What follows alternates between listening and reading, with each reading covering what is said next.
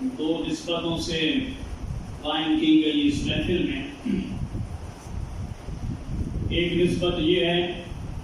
کہ دارالعلوم محمدیہ غوثیہ مقصودیہ میں کوڈیڑا کے ایک بچے نے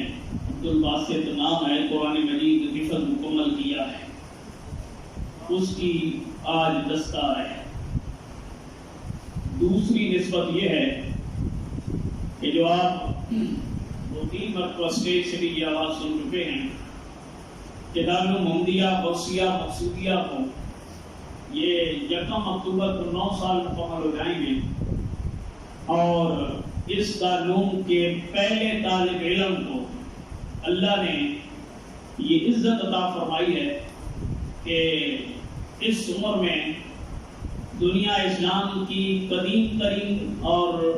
عظیم ترین یونیورسٹی میں اسکالرشپ پہ داخلہ ملا ہے۔ اس میں اگر ایک لفظ میں بات کروں تو فضل خدا ہے، اور یہ فیض ہے اس ہستی کا جس نے 1918 میں ایک پیر کے گھر میں جنم لیا، اور وہ پیر ایسا نہیں تھا کہ جس کی نگاہ صرف نذرانوں پہ رہتی، جو صرف مریدوں کی جیبوں پہ نظر رکھتا یا آنے والے مریدوں کو خوش کر کے واپس کر دیتا۔ اس پیر کی نظر میں یہ تھا کہ میرے گھر میں آنے والا بیٹا اللہ کے محبوب کا اس طرح کا نوکر بن جائے کہ اگر میں یا یہ دنیا سے چلے بھی جائیں تو تب بھی دین کی برکت کی وجہ سے اللہ اس کے نام کو روشن کر دے۔ ورنہ 1918 میں پیر خانے بھی بہت ہیں، مدرسے بھی بہت ہیں، عالم بھی بہت ہیں، بہت سارے پیروں کے گھر میں بچے پیدا ہوئے ہیں کہ جس پیر کے گھر میں 1918 میں ایک بچہ آیا اور اس بچے نے پھر پڑھنا شروع کیا تو باپ نے کہا میں بیمار ضرور ہوں، میں بوڑھا ضرور ہوں، میں کمزور ضرور ہوں، مجھے خدمتگاری کی ضرورت ہے اور مجھے تیمارداری کی بھی ضرورت ہے، لیکن بیٹے میں اپنی ذات پر اللہ کے دین کو ترجیح دیتے ہوئے تمہیں جامع ازہر روانہ کر رہا ہوں تاکہ واپس پلٹو، دنیا کے کونے کونے میں اللہ کے دین کا پھریرا لہراؤ اور لوگوں کو بڑھاؤ۔ یہی وجہ ہے کہ 10 جماعتیں پڑھنے کے بعد بندے کے ذہن میں ہوتا ہے مجھے کوئی نوکری مل جائے،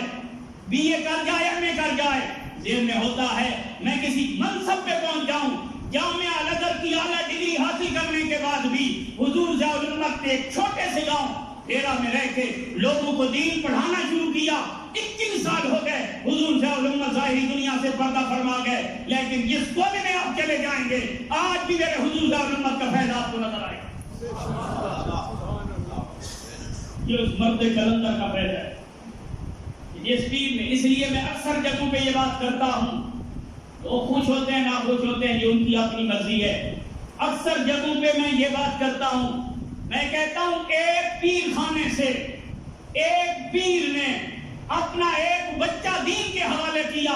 اور اسے یہ سوچ اور فکر دی کہ دین پڑھو، دین پڑھاؤ۔ ایک آستانے سے ایک پیر نے مدرسہ بنا کے دین پھیلایا، دنیا کے کسی کونے میں چلے جائیں آپ کو فاضل پھیرا مل جائیں۔ میں کہتا ہوں ہر پیر خانے پہ اگر مدرسہ کھل جائے، کیونکہ پیر خانوں پہ بچے بھی آتے ہیں، لنگر بھی آتا ہے، مدرسے چلانے آسان ہوتے ہیں۔ اگر ہر پیر خانے پہ مدرسہ کھل جائے تو حضور نبی کریم صلی اللہ علیہ وآلہ وسلم کا دین ہر گھر میں پہنچ جائے۔